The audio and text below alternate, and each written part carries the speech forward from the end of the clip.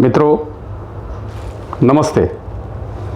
मैं शशिकांत कोला, मानव धर्म व्यवस्था का शोध संदेशक तथा धर्म संस्थापक, और ये है classical discovery message of the universal network का यूट्यूब चैनल। इसका हिंदी नाम संघीय विश्व व्यवस्था का शास्त्रीय शोध संदेश यूट्यूब चैनल है, और आप देख रहे हैं मानव धर्म व्यवस्था शोध संदेश श्रृंखला। हम इस कड़ी में मानव धर्म व्यवस्था तथा व्यवस्था शोध संदेशक के आगमन के संबंध में संसार के प्रमुख 10 भविष्यवक्ताओं की पूर्व भविष्यवाणियों की जानकारी कर लेंगे। संदर्भ यूट्यूब पर उपलब्ध विविध राष्ट्रों के प्रमुख भविष्यवक्ताओं की भविष्यवाणियाँ। प्रथम भविष्यवाणी इंग्लैंड के प्रसिद्ध भविष्यवक्ता खीरो की भविष्यवाणी है। इंग्लैंड के भविष्यवक्ता प्रोफेसर खीरो की 1925 में लिखी पुस्तक के अनुसार सन 1950 के पश्चात भारत में उत्पन्न एक संत एक नई सभ्यता लाएगा जो संपूर्ण संसार में विस्तारित होगी। भारत का वो एक व्यक्ति संसार में आध्यात्मिक क्षेत्र में क्रांति लाएगा। द्वितीय भविष्यवाणी अमेरिका की महिला भविष्यवक्ता जीन डिक्सन की भविष्यवाणी है। इस भविष्यवाणी के अनुसार 20वीं सदी के अंत में संसार में घोर हाहाकार तथा मानवता का संहार होगा और वैचारिक युद्ध के बाद आध्यात्मिकता के आधार पर भारत में एक ग्रामीण परिवार के व्यक्ति के नेतृत्व में एक नई सभ्यता स्थापित होगी और वो सभ्यता संसार के युद्धों को सदा के लिए विदा कर देगी। तृतीय भविष्यवाणी अमेरिका के भविष्यवक्ता एंडरसन की भविष्यवाणी है। एंडरसन के भविष्यवाणी के अनुसार 20वीं सदी के अंत से पहले या 21वीं सदी के प्रथम दशक में असभ्यता का नंगा तांडव आरंभ होगा, जब भारत का एक देहाती धार्मिक व्यक्ति संसार के लिए मानवता का सदाचार, उदारतावाद, मानवीय सेवा का एक झंडे के रूपरेखे का संविधान बनाकर संसार में शांति स्थापित करेगा। इस शांति स्वरूप मसीहा को सारा संसार स्वीकार करेगा। चतुर्थ भविष्यवाणी हॉलैंड के भविष्यवक्ता हेराल्ड क्रेसिस की भविष्यवाणी है। इस भविष्यवाणी के अनुसार 21वीं सदी के प्रथम दशक में संसार के अनेक राष्ट्रों में युद्ध होने की और अनेक देशों का अस्तित्व ही मिटने की संभावना है, परंतु भारत का एक महापुरुष संपूर्ण विश्व को मानवता के एक सूत्र में बांध देगा और संसार में शांति स्थापित करेगा। पंचम भविष्यवाणी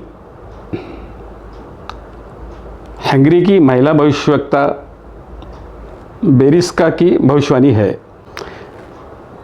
इस भविष्यवाणी के अनुसार सन 2000 के पश्चात संसार में लूट, हत्याओं का उग्र परिस्थितियों और भौतिकवाद विचारों के विरुद्ध एक भारतीय फरिश्ते द्वारा मानवीय सद्गुणों का तथा आध्यात्मिक गुणों का चिरस्थायी रूप से विकास किया जाएगा। इस आध्यात्मिक व्यक्ति के छोटे छोटे अनुयायी बड़ी बड़ी संख्या में होंगे और ये छोटे छोटे अनुयायी संसार में भौतिकता को आध्यात्मिकता में बदल देंगे। षष्ठम भविष्यवाणी अमेरिका के भविष्यवक्ता चार्ल्स क्लार्क की भविष्यवाणी है। इस भविष्यवाणी के अनुसार 20वीं सदी के अंत से पहले एक देश उन्नति में सब देशों को पछाड़ देगा, परंतु भारत की विशिष्टता दर्शन के विकास से होगा जिसको सारा संसार अपना लेगा। यह धार्मिक क्रांति 21वें सदी के प्रथम दशक के पश्चात प्रभावित करना आरंभ करेगा और सारे संसार को आध्यात्मिकता स्वीकार करने को विवश करेगा, अर्थात भारत विश्व गुरु बनेगा। सप्तम भविष्यवाणी फ्रांस के भविष्यवक्ता डार्विन जूलबर्ग की भविष्यवाणी है। डार्विन जूलबर्ग के भविष्यवाणी के अनुसार सन 2000 के पश्चात संसार में आध्यात्मिकता के तरफ झुकेगा और संसार की आबादी 640 करोड़ तक हो जाएगी। भारत से उठी यह धार्मिक क्रांति नास्तिकता का नाश करके आंधी तूफान की तरह सारे संसार को ढांप लेगी। इस धार्मिक क्रांतिकारी आध्यात्मिक व्यक्ति के अनुयायी सारे संसार में फैल जाएंगे और सारे संसार में छा जाएंगे। अष्टम भविष्यवाणी इजराइल के भविष्यवक्ता प्रोफेसर हरेर की भविष्यवाणी है। इस भविष्यवाणी के अनुसार एक दिव्य पुरुष का जन्म भारत में हुआ है और वो आध्यात्मिकता के जड़े भीतर ही भीतर जमाते रहेगा और उसका प्रभुत्व सारे एशिया तथा सारे संसार में हो जाएगा। नवम भविष्यवाणी फ्रांस के भविष्यवक्ता डॉक्टर जूलबर्ग की भविष्यवाणी है। इस भविष्यवाणी के अनुसार सन 1962 से पहले भारत में एक रहस्यमय व्यक्ति का जन्म हो चुका है। वो व्यक्ति आज तक के सबसे बड़ा समर्थ व्यक्ति सिद्ध होगा। उसके द्वारा बनाया गया संविधान सारे संसार को लागू होगा। उसके अनुयायियों की संख्या बहुत बड़ी होगी। देखते ही देखते यह सारे संसार में छा जाएंगे। दशम भविष्यवाणी भविष्यवक्ता गेलर्ड क्रेसु की भविष्यवाणी है। इस भविष्यवाणी के अनुसार अति प्राचीन देश भारत में साधु संत पूजे जाते हैं। वहाँ के ज़्यादातर लोग सीधे सच्चे और ईमानदार होते हैं। उस देश से एक प्रकाश उगता आ रहा है, अर्थात वहाँ एक ऐसे महापुरुष का जन्म हुआ है जो सारे संसार के कल्याण की योजना बना रहा है। सारे संसार के लोग उसके बातों को मानेंगे। सब राजनीतिक नेता एक मंच पर इकट्ठा होने के लिए विवश होंगे। फिर सारा संसार एक सूत्र में बनता चला जाएगा। सर, पिछले कड़ी में तुमने कहा था कि मानव धर्म व्यवस्था एक वैज्ञानिक धर्म व्यवस्था है। हाँ सर, अवश्य कहा था। परंतु तुम मानव धर्म व्यवस्था शोध संदेश के संदर्भ में वैज्ञानिक साक्ष्य आधारों के बजाय केवल भविष्यवाणियों का ही साक्ष्य आधार प्रस्तुत कर रहे हैं। सर, मानव धर्म व्यवस्था के शोध संदेश के संदर्भ में इन भविष्यवाणियों के अतिरिक्त कोई वैज्ञानिक साक्ष्य आधार भी है? क्यों नहीं, अवश्य है। मानव धर्म व्यवस्था शोध संदेश के संदर्भ में वैज्ञानिक साक्ष्य आधार बहुत से हैं, परंतु मैंने मानव धर्म व्यवस्था तथा व्यवस्था के शोध संदेश के आगमन के संदर्भ में जिन भविष्यवक्ताओं की भविष्यवाणियाँ प्रस्तुत की है वे मानव धर्म व्यवस्था तथा व्यवस्था के शोध संदेश के आगमन के संदर्भ में है, परंतु मानव धर्म व्यवस्था के शोध संदेश को सत्य सिद्ध करने के लिए नहीं है। इस अंतर को समझना अवश्य है। मानव धर्म व्यवस्था तथा व्यवस्था के आगमन के संदर्भ में मैंने जो भविष्यवाणियाँ प्रस्तुत की है वे केवल संसार को ये सूचित करते हैं कि संसार में ईश्वर मानव धर्म व्यवस्था तथा व्यवस्था का शोध संदेशक को शीघ्र ही इस संसार में भेजने वाला है। और मानव धर्म व्यवस्था शोध संदेशक कोई मनगढ़ंत दावा तो नहीं कर रहा है, कहीं उसकी दिशा भूल तो नहीं हुई, कहीं वो झूठा दावा करके संसार की दिशा भूल तो नहीं कर रहा है, कहीं वह मानव धर्म व्यवस्था शोध संदेशक अहंकार, भ्रम तथा लालच के स्वार्थ का शिकार तो नहीं हुआ।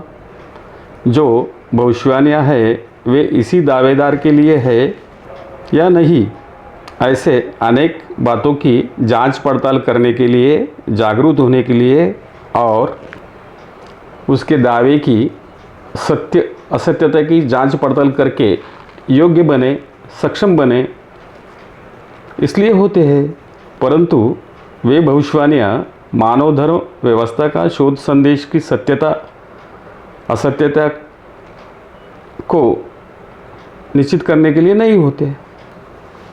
इससे यह स्पष्ट हो जाता है कि मानव धर्म व्यवस्था का शोध संदेश का दावा इन भविष्यवाणियों के आधार पर नहीं है। यदि मानव धर्म व्यवस्था का शोध संदेश इन भविष्यवाणियों के साक्ष्याधार पर होता तो मानव धर्म व्यवस्था के आरंभिक कड़ियों में ही इन भविष्यवाणियों का परिचय दिया होता था और इन भविष्यवाणियों के आधार बनाकर ही मानव धर्म व्यवस्था का शोध संदेश आरंभ किया जाता था। परंतु मेरा मानव धर्म व्यवस्था विश्व के मूल खोज के अंतर्गत प्रस्तुत है। इस कारण मानव धर्म व्यवस्था का शोध संदेश भी विश्व के मूल खोज के विज्ञान के अंतर्गत ही प्रस्तुत है, परंतु भविष्यवाणियों के आधार पर नहीं। वैसे इन भविष्यवक्ताओं को अध्यापनों द्वारा ईश्वर के ओर से संकेत प्राप्त होते हैं। उन संकेतों के आधार पर वह भविष्यवक्ता ये पूर्व भविष्यवाणियाँ प्रस्तुत करते हैं। इससे संसार पर ईश्वर की दृष्टि है ऐसा भी स्पष्ट होता है और इन भविष्यवाणियों की ये विशेषता होती है कि यह धर्म व्यवस्था धर्म संदेशक के आगमन से सैकड़ों तथा हजारों वर्ष पहले से ही अस्तित्व में होते हैं।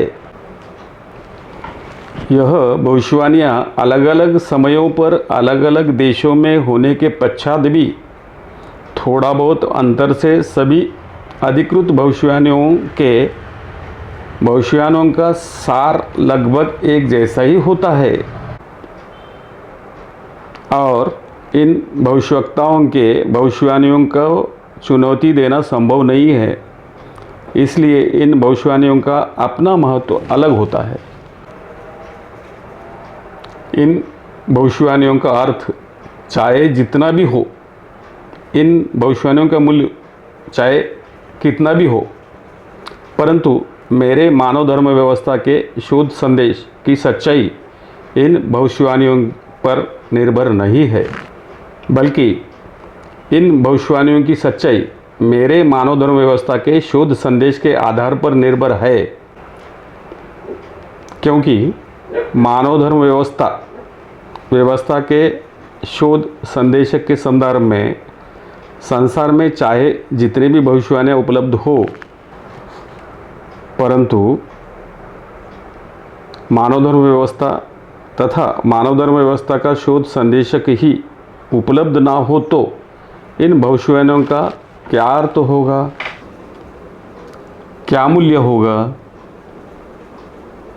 कोई मूल्य नहीं होगा, कोई अर्थ नहीं होगा, क्योंकि इन भविष्यवाणियों का अर्थ मूल्य तभी होता है जब संसार में मानव धर्म व्यवस्था तथा व्यवस्था का शोध संदेशक उपलब्ध हो, अन्यथा यह भविष्यवाणियाँ निरर्थक होंगे।